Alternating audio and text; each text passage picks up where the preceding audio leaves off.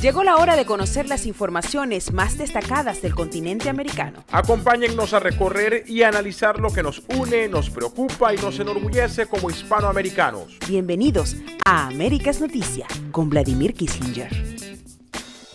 Muy buenos días, feliz tarde y mejor noche para todas aquellas personas que nos acompañan en una nueva oportunidad a través de América es Noticia.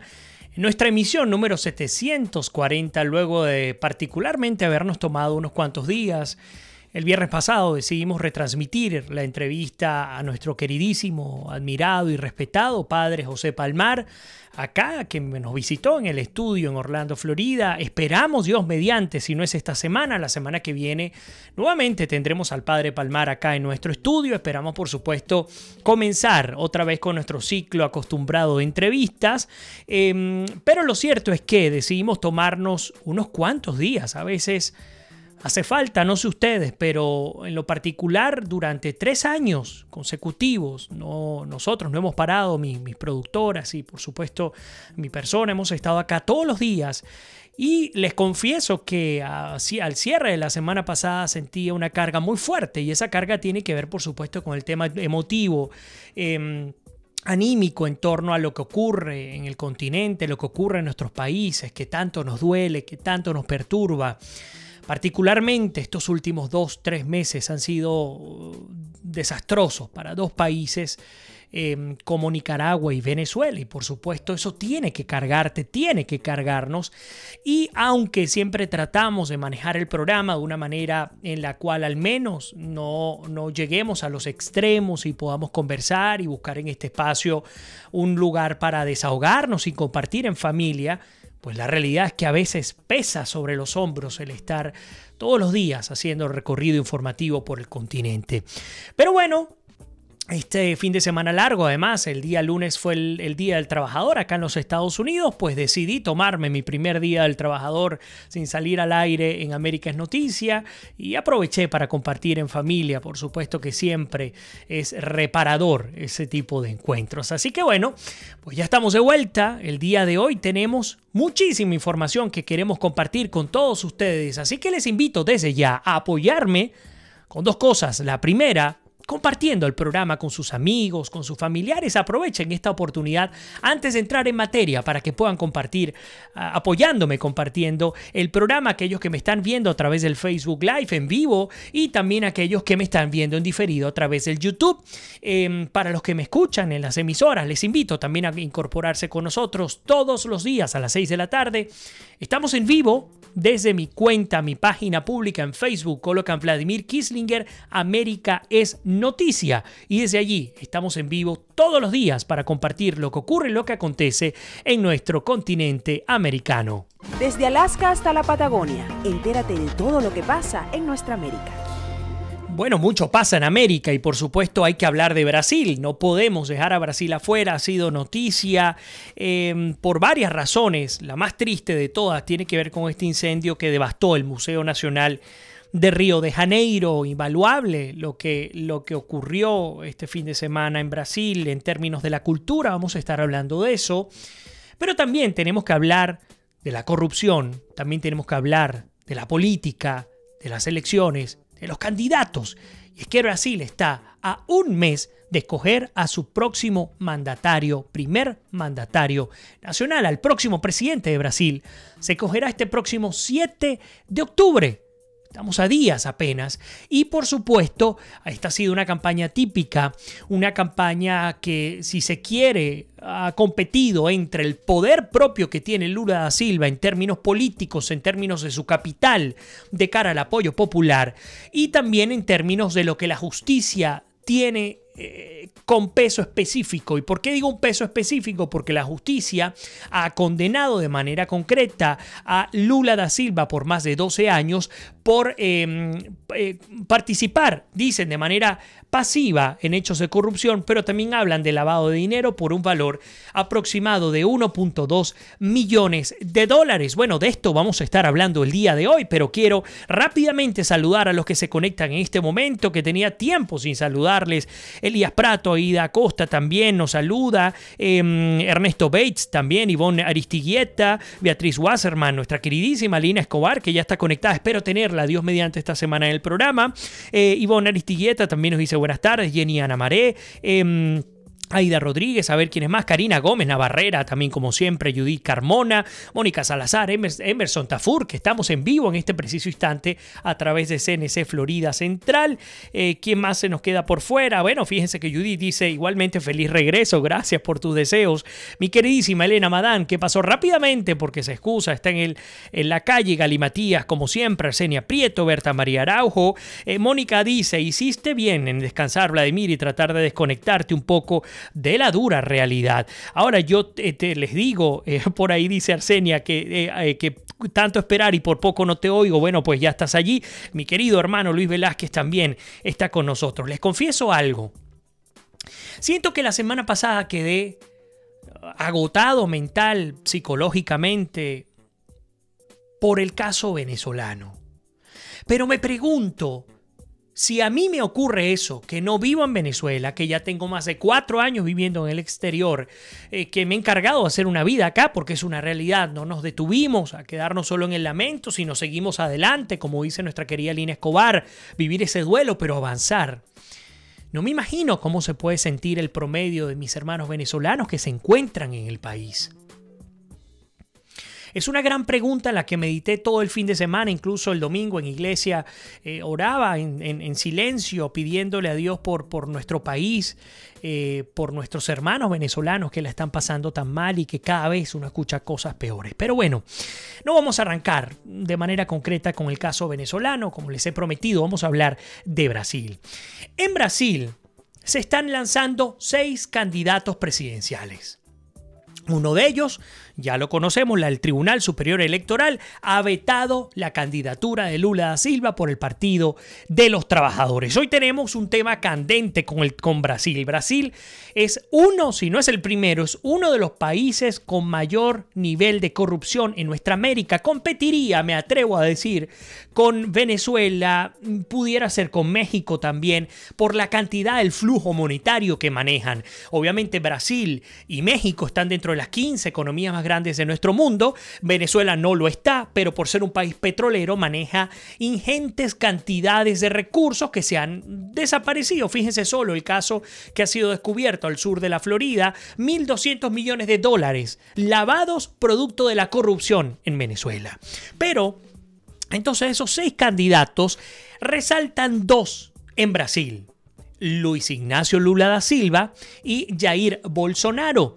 No sé si todos los conocen, pero les explico. Por supuesto, a Lula lo conocemos, expresidente del Partido de los Trabajadores, ex dirigente sindicalista, un hombre además muy querido por el pueblo brasileño. Si al día de hoy, al cierre de esta edición, se dieran las elecciones en Brasil, el 40%, escuchen el porcentaje, el 40% de los brasileños votarían por Luis Ignacio Lula da Silva.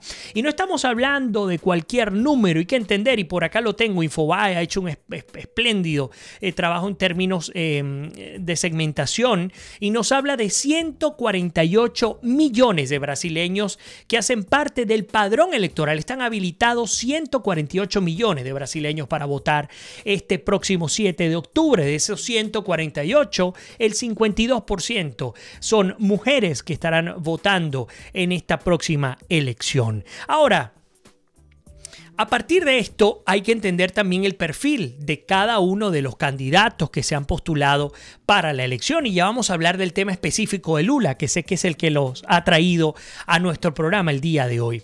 El primero tiene que ver con Lula da Silva, exmandatario brasileño que tiene sentencia firme en segunda instancia, o sea, es decir, apeló y la apelación lo llevaron de 9 años a 12 años de prisión. Ahí destaca, por supuesto, la figura del juez Sergio Moro. Ha sido impecable en términos de la investigación, en términos del juicio. Se ha permitido que el debido proceso se lleve adelante sin ningún contratiempo, a tal punto el que finalmente ha sido condenado con las pruebas en la mano. Bueno, el hecho es que legal y electoralmente hablando no no podrá ver su nombre en la urna electrónica, pero pues no siempre lo que se debe es lo que se puede. Y vamos a estar hablando de la pugna del poder. Me gustaría que ustedes también compartan con nosotros sus opiniones en torno a esta temática o a lo que ustedes quieran, por supuesto, compartir. Bueno, el Partido de los Trabajadores aún insiste en mantener a Lula da Silva como candidato natural por varios motivos. Vamos a leer estos motivos rápidamente por parte de Infobae Argentina. El primero, pues le da prensa al expresidente, pues del que tal vez poco se hable si no fuera por su insistencia a la candidatura o por sus más de 78 recursos judiciales para conseguir la libertad. El segundo es que evita que los demás candidatos a la presidencia puedan atacar al candidato del Partido de los Trabajadores. Sin candidato formal no hay ataque y el ataque al expresidente pierde fuerza con la prisión de Lula. El tercer punto es que evita la dispersión del partido que, fiel a su líder, continúa concentrado en mantener las esperanzas de ver a Lula como candidato. El cuarto, consigue ganar tiempo para que resuelva si colocará a un candidato propio, que es lo que creemos que va a ocurrir, pero hay otro escándalo con el que le sigue a Lula y está calientico lo que vamos a decir en unos minutos, o si pues finalmente se van a apoyar a otro partido. Ese es Lula da Silva. El segundo es Jair Bolsonaro. El que no conoce a Bolsonaro, se lo describo de esta manera, es el Donald Trump de Brasil, incluso muchísimo más extremo. Hablan que es de la extrema derecha, es un hombre además que ha estado abiertamente en contra de la inmigración, sobre todo la venezolana, es un empresario muy acaudalado y una persona que no ha reparado en decir lo que siente y piensa en torno al hecho de la pobreza, de la delincuencia, cómo abordar, etc. Pero desde una vista que no es muy bien recibida por la población argentina. Aún sin ser muy bien recibida, Jair Bolsonaro está de segundo en las encuestas. Si al día de hoy se llevaran a cabo las elecciones en Brasil, él tomaría el 20% de los 148 millones de personas habilitadas para votar, para sufragar. Bueno, el 20% se lo llevaría Jair Bolsonaro. Por supuesto, está lejísimo de Lula da Silva. Y aquí siempre la pregunta del millón. ¿Cómo es posible que en nuestros países, hablar por ejemplo de Brasil, haya un individuo que haya sido presidente y que haya sido firmemente condenado en segunda instancia a 12 años de prisión por lavado de dinero por 1.2 millones de dólares para dar contratos a una constructora que se llama OAS o la constructora OAS? Y aún así la gente quiera que Lula da Silva sea el próximo presidente de Brasil. Son las grandes interrogantes que uno se pregunta.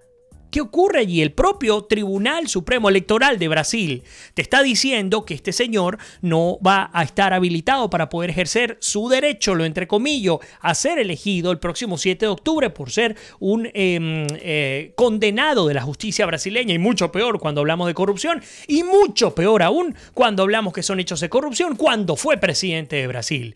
Pero aún así, el pueblo brasileño lo quiere. Entonces me pregunto, ¿qué ocurriría en términos de inestabilidad política si ese pueblo se va a la calle y se va a protestar en frente de los tribunales, por ejemplo, el Tribunal Supremo de Justicia o el Tribunal Supremo Electoral de Brasil?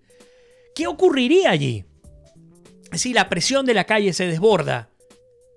Porque la justicia es la justicia.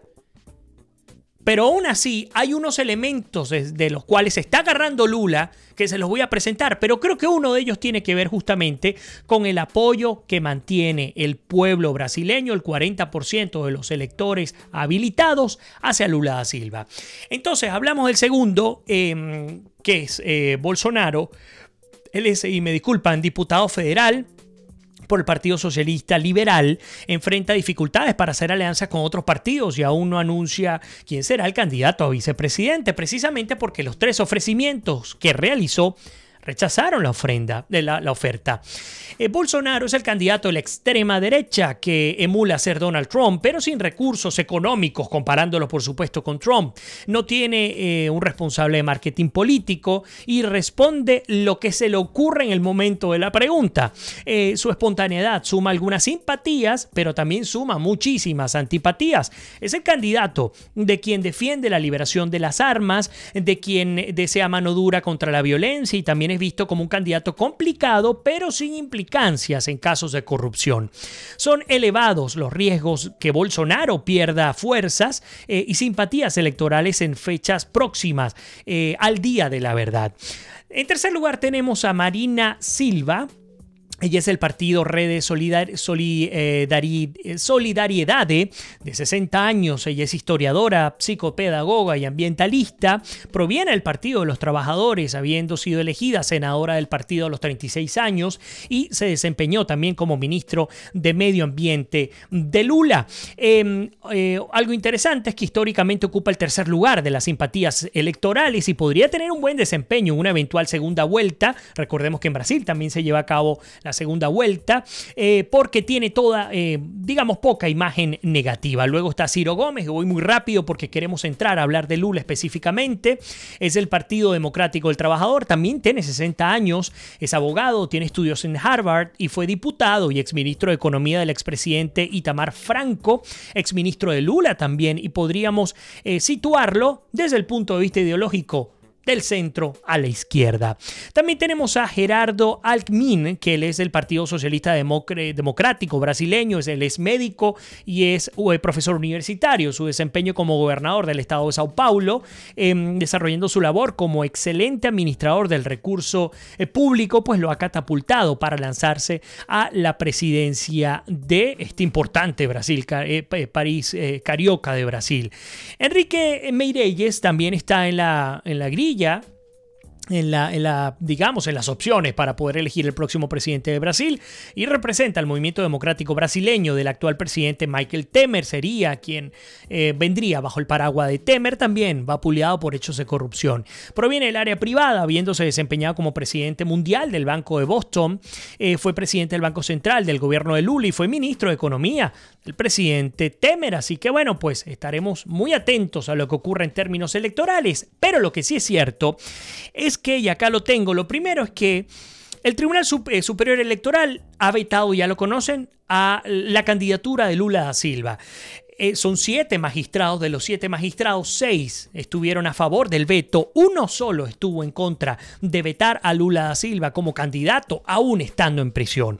Lo segundo es que desestimaron la petición del Comité de Derechos Humanos de la ONU que hizo el 17 de agosto para que permitiera que Lula compitiese por las elecciones para ocupar el cargo de presidente este próximo 7 de octubre. ¿Qué ocurre? Bueno, pues nada, el propio juez federal Sergio Moros ha estado muy claro y tajante en términos de cuál es la condena que se debe llevar adelante. Ahora, ¿qué ocurre? Hay un plan B. El Partido de los Trabajadores tiene una posibilidad enorme de capitalizar en términos de mercadeo ese 40% que apoya a Lula, y a último momento, aunque ya el Tribunal Supremo Electoral ha ordenado quitar las pancartas, las vallas, incluso la formación de Lula de los tarjetones electorales a un mes de las elecciones, el Partido de los Trabajadores tiene la oportunidad de lanzar a su plan B, y el plan B es Fernando Haddad. El asunto es que hay 2 elementos importantes. El primero, Fernando Haddad solamente se llevaría, hubo un estudio metodológico que determinó que solo se llevaría el 4% de los electores de Lula. Los que quieren a Lula no necesariamente quieren a Haddad. Y eso que Fernando Haddad, él fue ministro de Educación y muy cercano a Lula durante su presidencia. Entonces, bajo estas perspectivas, el Partido de los Trabajadores estaría en problema, porque de subir a Haddad muy probablemente no llega a la elección. Entonces la elección pase a ser un fuerte candidato. Bolsonaro pudiera ser ese gran nombre que pueda salir a finalmente gobernar el Brasil.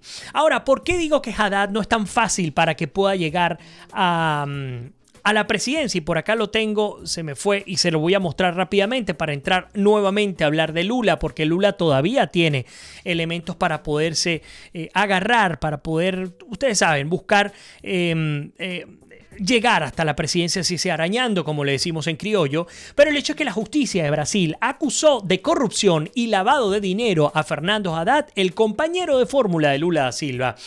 Esta nota está calientica, está saliendo el día de hoy. Y esto, por supuesto, a un mes pudiera golpear tan fuerte a Haddad como, por ejemplo, el caso de los correos con Hillary Clinton en el 2016. Bueno, la Fiscalía de Sao Paulo investiga al exalcalde y probable candidato presidencial del Partido de los Trabajadores por sobornos durante la gestión como alcalde. El exalcalde Fernando Haddad, probable candidato a presidente del Brasil por el Partido de los Trabajadores, fue denunciado por el Ministerio Público de Sao Paulo por los crímenes de corrupción, lavado de dinero y asociación ilícita. La acusación de la Fiscalía es un nuevo desdoblamiento de la investigación que involucra al empresario Ricardo Pessoa, dueño de la constructora UTC, y detenido por el caso de Petrobras. La Fiscalía acusó a Haddad de recibir de manera indirecta, pudiera ocurrir algo similar a lo de Lula, recursos para su campaña de reelección como alcalde de Sao Paulo en el 2012.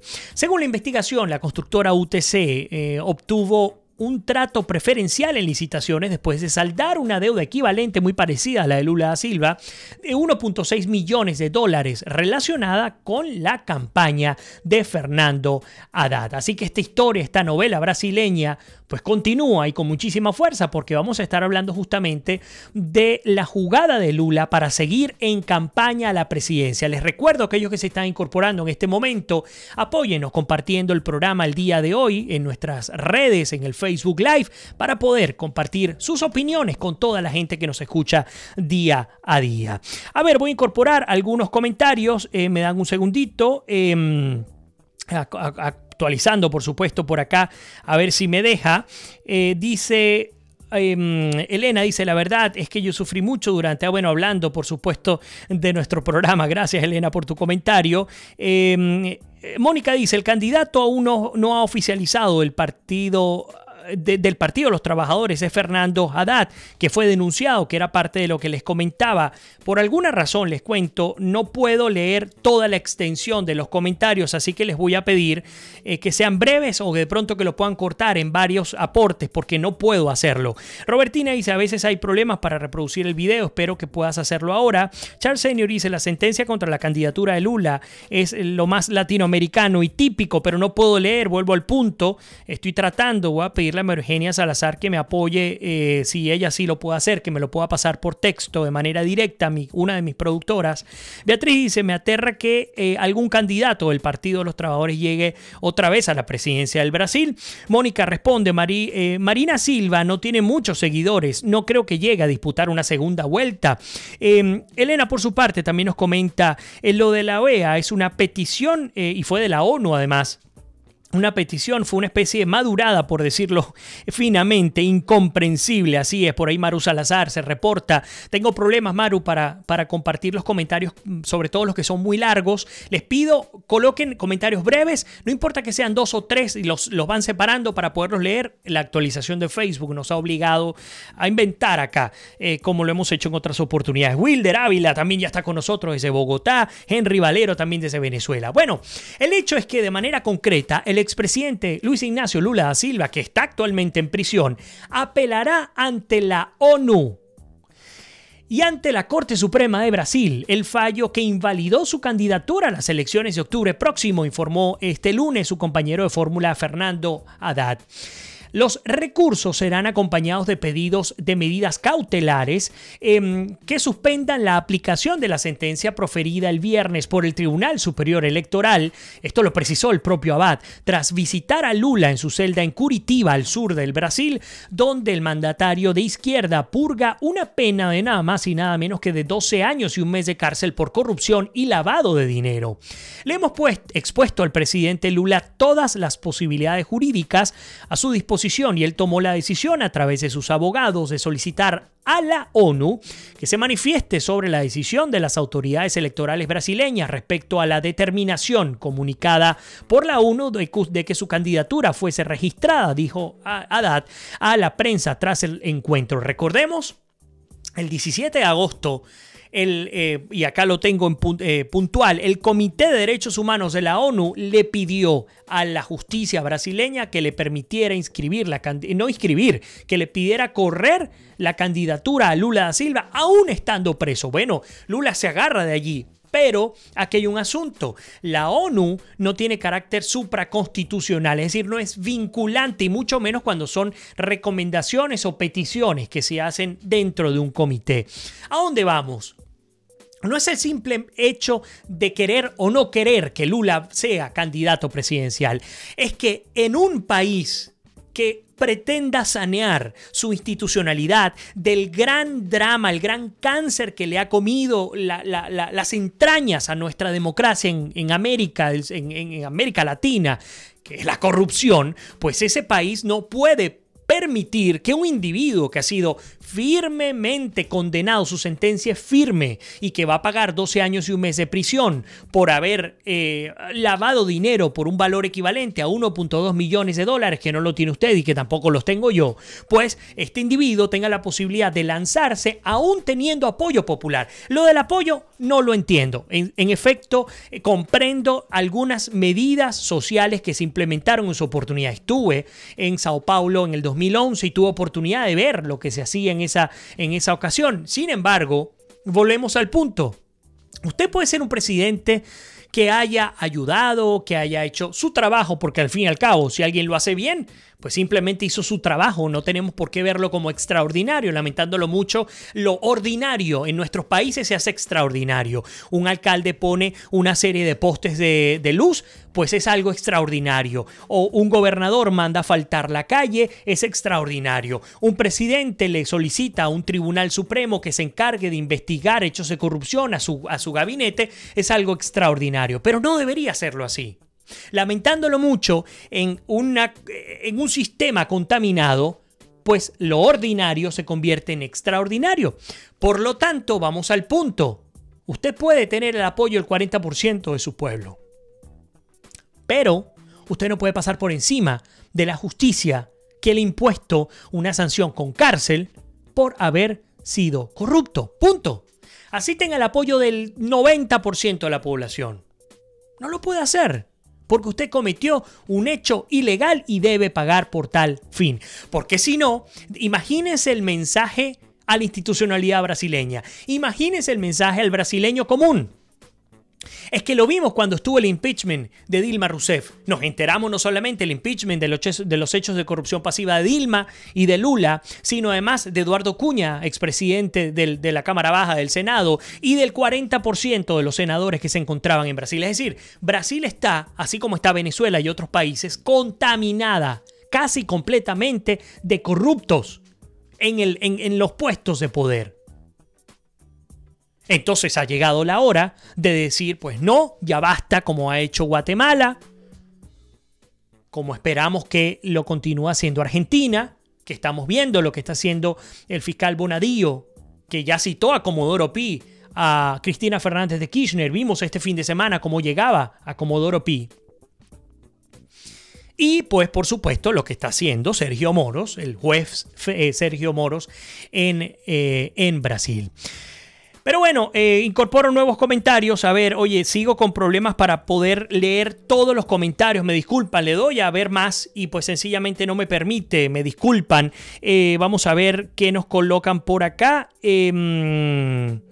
Dice Arsene, yo pienso que Lula no va a las elecciones, de lo contrario veo mal a Brasil, espero que no sea así. Magali Uzcategui, que le doy un abrazo, dice, pero si está preso por ladrón, ¿cómo ser candidato presidencial? Es que esa es la misma pregunta que nosotros nos hacemos, Magali. Exactamente la misma pregunta. Pero bueno, aún así, hasta la ONU el 17 de agosto pidió este Comité de Derechos Humanos que Lula le permitieran postularse. Mejor dicho, le permitieran correr su candidatura a la presidencia del Brasil. A ver qué más tenemos. Dice Maru que me los está compartiendo. Voy a revisar. Me salgo un momentico de acá y me vengo a nuestro... A ver, ahora sí lo tenemos. Por ejemplo, Beatriz Wasserman nos dice: me aterra que algún candidato del Partido de los Trabajadores llegue otra vez a la presidencia de Brasil, pese a que Bolsonaro es ex militar y ha tenido expresiones alarmantes. Si yo fuera brasileña, votaría por él. Nada con la izquierda como la tal Marina. Cualquiera que no sea de la izquierda La segunda vuelta unirá fuerzas con el PT. Charles Senior nos dice, la sentencia contra la candidatura de Lula es la cosa más latinoamericana y típica. Un tribunal le tuvo que decir a un pueblo que no, eso es cierto lo que nos está diciendo Charles, que no pueden elegir a un ladrón sentenciado y condenado. O sea, el sentido común no es suficiente. Hay que obligar a la gente a tenerlo. Dice, populismo y fanatismo, y que es así, es la gran realidad que vive hoy día no solamente Brasil, nuestros países en general. Nos saluda José Luis Curbel, un abrazo especial para José Luis. Lina nos comenta, ninguna persona encontrada culpable de delitos mayores debería tener derecho a ocupar cargos públicos. Es que recuerden, me faltó Ecuador. Lenín Moreno, la primera pregunta del referéndum, el espléndido referéndum que se llevó a cabo de 7 preguntas en el Ecuador.